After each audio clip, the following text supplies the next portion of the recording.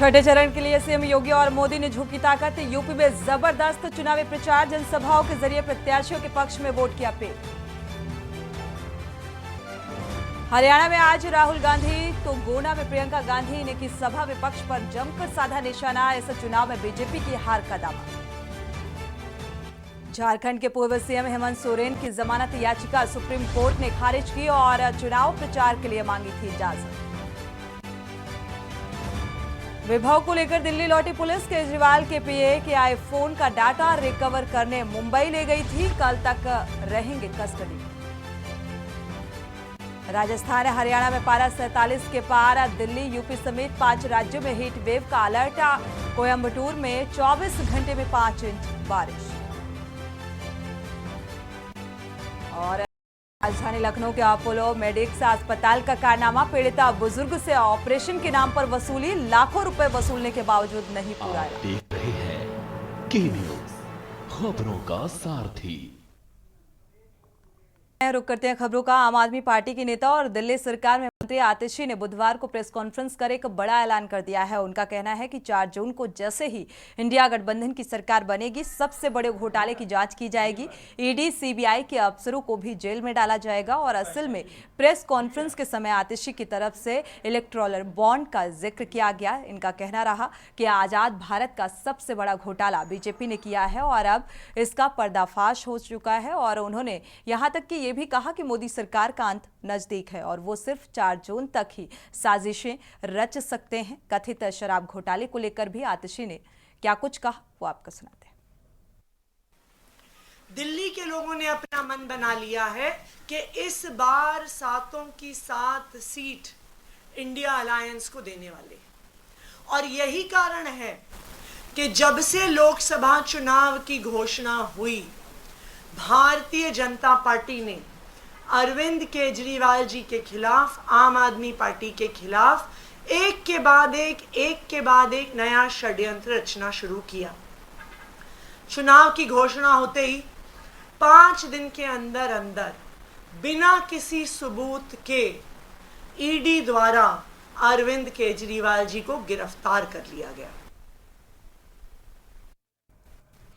इस साल दिल्ली में पड़ रही गर्मी आंकड़ों के हिसाब से बीते कई सालों में बहुत ज्यादा है और मई का महीना खत्म होने में अभी 1 हफ्ते से ज्यादा का समय बाकी है, लेकिन फिर भी पारा जो है वो 47 पार है, यानी कि 47 डिग्री सेल्सियस तक पहुंच चुका है। देखिए ये रिपोर्ट। शहर है भैया बस, और पहले तो इतनी मतलब गर्मी देखी है, लेकिन है ना टेम्परेचर इतना जो लू चल रही है वो नहीं देखा। गर्म हवा जो चल रही है वो एकदम मतलब स्किन को काटती है।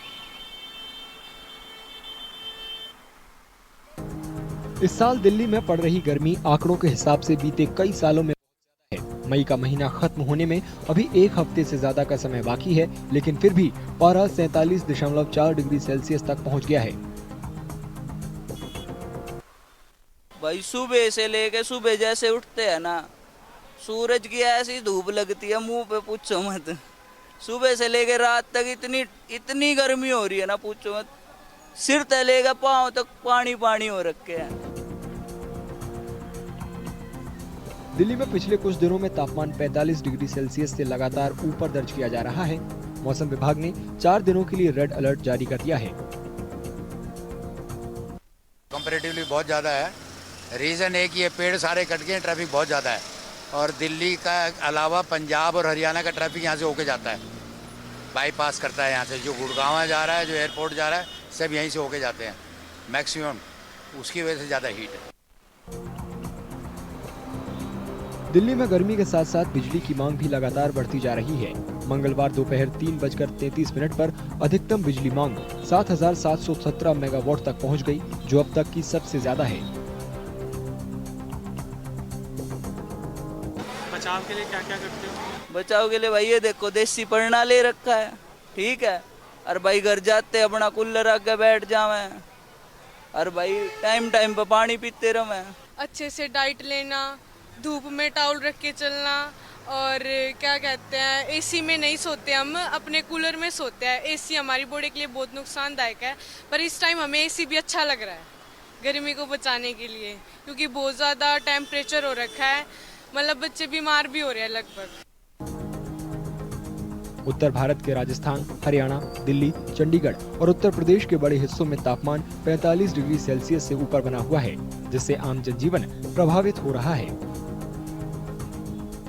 जैसे वेस्टर्न डिस्टर्बेंस का भी प्रभाव खत्म हुआ, उसके बाद कंटिन्यूस टेम्परेचर बढ़ रहे हैं। अगर हम थोड़ा साइंस की बात करें तो उसमें क्या होता है कि अपर लेवल में हाई प्रेशर जोन बन जाता है, जो काफ़ी फेवरेबल रहता है। अभी वही बना हुआ है स्पेसिफिकली नॉर्थ वेस्ट इंडिया में, जिसके कारण टेम्परेचर अब फर्दर फिर राइज रहेंगे। इसके लिए हमारा जो पंजाब हरियाणा के लिए आज के लिए ऑरेंज अलर्ट है और इसके बाद कंटिन्यूस 4 दिन के लिए रेड अलर्ट है। सिमिलरली अगर राजस्थान की बात करें, वहाँ मैक्सिमम टेम्परेचर भी ज़्यादा है और मिनिमम भी ज़्यादा है, वहाँ हमारे आने वाले 5 दिनों के लिए रेड अलर्ट है।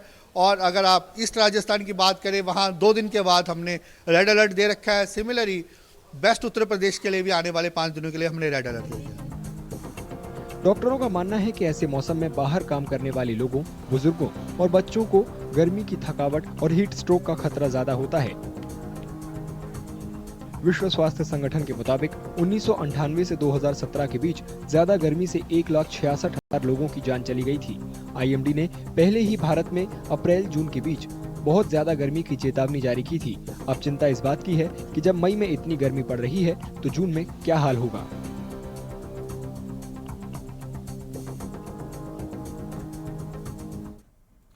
और अब बात कांग्रेस के धुआंधार प्रचार के। लोकसभा चुनाव को लेकर कांग्रेस धुआंधार प्रचार करने में जुटी है और पार्टी के पूर्व अध्यक्ष और दिग्गज नेता राहुल गांधी आज हरियाणा दौरे पर रहेंगे। वो 3 रैलियों को संबोधित करेंगे और राहुल गांधी ने भिवानी महेंद्रगढ़ को संबोधित किया। कांग्रेस नेता के निशाने पर भारतीय जनता पार्टी रही और राहुल गांधी का ये कहना रहा कि बीजेपी सरकार में 10 साल के विश्वासघात से पैदा हुआ आक्रोश अब क्रांति का रूप ले चुका है। अरबपतियों के मित्र हैं, किसानों के मित्र नहीं हैं, मजदूरों के नहीं हैं, छोटे व्यापारियों के नहीं हैं। अब ये जो बेचारे यहां आपके साथ गर्मी में भीड़ में खड़े हैं, कैमरामैन, छोटे छोटे रिपोर्टर, इनकी गलती नहीं है। इनको कमाई करनी है, सैलरी लेनी है, तो जो इनको ऊपर से कहा जाता है वो कर देते हैं। मगर इनके मालिक, इनके बड़े बड़े एंकर्स, ये सारे नरेंद्र मोदी जी के मित्र हैं। भाई और बहनों, मैं 4000 किलोमीटर चला, कन्याकुमारी से कश्मीर, हरियाणा से निकला। रास्ते पे सब ने कहा मुद्दे बेरोजगारी, महंगाई और किसान। मीडिया में आपको ना किसान की बात दिखेगी, ना महंगाई, ना बेरोजगारी। मीडिया में आपको एक तरफ नरेंद्र मोदी का चेहरा तो दूसरी तरफ अंबानी की शादी, 8 करोड़ रुपए वाली घड़ी। गांव में मनरेगा लागू किया था। आपको मालूम होगा कि गांव में मनरेगा लाने वाली कांग्रेस पार्टी थी। ये 100 दिन का जो रोजगार का आपको अधिकार मिला हर गांव में, ये कांग्रेस अधिकार लाई आपके लिए। इसी तरह से हम शहरों में भी मनरेगा लाएंगे कि शहरों में भी 100 दिन का आपको अधिकार होगा कि आपको रोजगार मिलना ही मिलना है।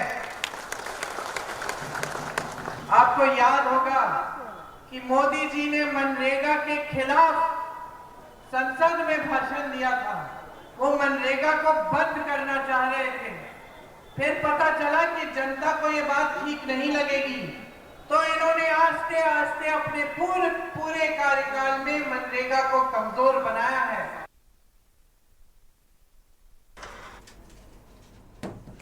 बढ़ते आगे और बात करते हैं उत्तर प्रदेश के मुख्यमंत्री योगी आदित्यनाथ ने जौनपुर में चुनावी जनसभा को संबोधित करते हुए विपक्ष पर जोरदार हमला बोला और कहा कि अब तो समाजवादी पार्टी और कांग्रेस की स्थिति ये है कि जब वो सत्ता से कोसों दूर हैं तब वो अपने नेता का सम्मान नहीं कर पा रहे हैं। रोज भगदड़, रोज अराजकता, रोज मारपीट, और जब ये सत्ता में रहे होंगे तब इन्होंने उत्तर प्रदेश की जनता का खून कैसे चूसा होगा, कैसे शोषण किया होगा, किसी से छिपा नहीं है। लोकसभा चुनाव के 5 चरणों के माध्यम से बीजेपी 400 पार के लक्ष्य को प्राप्त करने के लिए तेजी से अग्रसर हो रही है। जौनपुर की इस धरा पर जौनपुर संसदीय क्षेत्र से जुड़े हुए मतदाताओं से अपील करने का अवसर प्राप्त हो रहा है। बहनों और भाइयों, इस विद्यालय में मुझे इससे पहले भी आने का अवसर प्राप्त हुआ था और तब विद्यालय के संस्थापक की मूर्ति के अनावरण कार्यक्रम के साथ ही अन्य समारोहों के साथ मुझे जुड़ने का अवसर प्राप्त हुआ।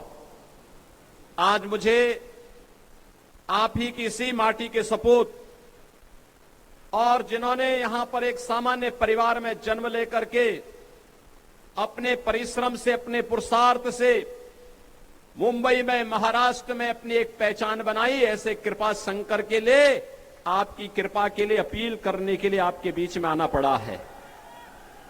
बहनों और भाइयों, लोकसभा चुनाव के अब तक के 5 चरण संपन्न हो चुके हैं और मैं आपसे कह सकता हूं पूरे देश के अंदर एक ही धूम मची है, एक ही लहर है, एक ही नारा गूंज रहा है, एक ही स्वर में पूरा देश बोल रहा है, वह है कि फिर एक बार, फिर एक बार, फिर एक बार और अब की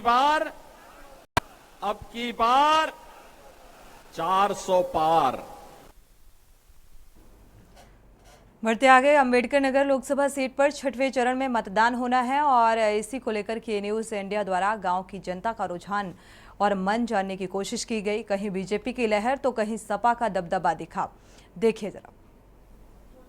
नमस्कार, आप देख रहे हैं के न्यूज़ इंडिया। मैं हूं आपके साथ अमन सिंह। अंबेडकर नगर की बात करेंगे। अंबेडकर नगर जो कि बीते 2 दशक पहले बसपा का गढ़ माना जाता था, लेकिन बीते विधानसभा 2022 के चुनाव में बसपा का जनाधार यहां समाप्त हो गया। हालांकि सपा ने कब्जा कर लिया, लेकिन लगातार बीजेपी भी सेंधमारी करने में जुटी हुई। लोकसभा का चुनाव है। यहाँ आज हम एक विधानसभा अकबरपुर के एक गाँव में मौजूद हैं और वहाँ कुछ मतदाता हमारे साथ मौजूद हैं। उनसे गाँव की रिपोर्ट किस तरह रुझान है, इन मतदाताओं का किस तरह रुझान है, किसकी लहर चल रही है, इनसे पूछेंगे, इनसे जानकारी प्राप्त करेंगे। लोकसभा का चुनाव है, आगामी मतदाता जो है आगामी 25 मई को 6वें चरण में चुनाव है, तो किस तरह रुझान लग रहा है? रुझान लगभग किस तरफ, जब ज्यादातर किस तरफ लग रहा है? ज्यादा तो भाजपा की तरफ। आप बताइए, लोकसभा का चुनाव है, 25 मई को मतदान होना है, तो किस तरफ रुझान लग रहा है? बीजेपी। रितेश पांडे। बहुत बहुत धन्यवाद आपको और आपके चैनल को। हमारा नाम लालू निषाद है। हम रितेश पांडे जी के साथ हैं। रितेश पांडे जी को वोट करेंगे। रितेश पांडे जी को यहाँ से जिताएंगे। रितेश पांडे जी अम्बेडकर नगर के लिए बहुत विकास किया है और विकास करेंगे, इसीलिए हम मोदी जी को वोट करेंगे, रितेश पांडे जी को। हमारे साथ और भी मतदाता हैं, उनसे भी जानेंगे। कुछ बुजुर्ग मतदाता भी हैं, उनसे भी जानेंगे कि रुझान किस तरफ है, किस पार्टी की लहर है, उनसे भी जानकारी। दादा, हम लोग सफाई। हाँ, 25 तारीख को मतदान है, तो किस तरफ है? सपा का माहौल ज्यादा, सपा का ज़्यादा माहौल चल रहा है। आप बताइए, किस पार्टी का माहौल चल रहा है? भाजपा का माहौल चल रहा है। आप बताइए, किस पार्टी का माहौल चल रहा है? राकेश पांडे का माहौल चल रहा है। मतलब राकेश पांडे किस पार्टी से है? भाजपा। अच्छा, भाजपा का माहौल चल रहा है। आप बताइए। अच्छा, बीजेपी भी चल रहा है। आप बताइए। भाजपा का चल रहा है। भाजपा नहीं, भाजपा चल रहा है, किस तरह चल रहा है भाजपा का? भाजपा का तो माहौल बहुत अच्छा चल रहा है। जीतने का तो 100% चांस है। यहाँ के मतदाताओं का रुझान जो है ज्यादातर भाजपा को ही देखने को मिल रहा है। के news bureau report, Ambedkar Nagar, Aman Singh. रुक करते हैं अगली खबर का। डीएलएफ इलाके में गहराए पेयजल संकट। डीएलएफ फेज 1 निवासियों का गुस्सा बिल्डर प्रबंधन के खिलाफ फूट पड़ा है। 100 से अधिक निवासियों ने एकत्र होकर निवर्तमान निगम पार्षद और रमारानी राठी के नेतृत्व में नाराजगी जाहिर की है। देखिए सर, मैं आपको एक बात बताऊं कि हम काफ़ी दिन से डीएलएफ के साथ बातचीत कर रहे हैं और कुछ फ्रूटफुल नतीजे हमें निकलते हुए दिखाई नहीं दे रहे हैं। आज रोष इतना बढ़ गया है कि लोग डीएलएफ के इस ऑफिस को ताला लगाने के लिए मजबूर हो गए हैं और आज इनका यही कदम है। आज का जो है वो ट्रेलर है, उसके बाद पिक्चर बाकी है। अगर ये लोग 3 दिन के अंदर अंदर सब चीज़ें ठीक नहीं करते हैं तो डीएलएफ ऑफिस पे शॉपिंग मॉल में ताला लगेगा। इसी के साथ देश की बात में फिलहाल बस इतना ही। आगे खबरों के लिए आप देखते रहिए के न्यूज़ इंडिया। आप देख रहे हैं के न्यूज़, खबरों का सारथी।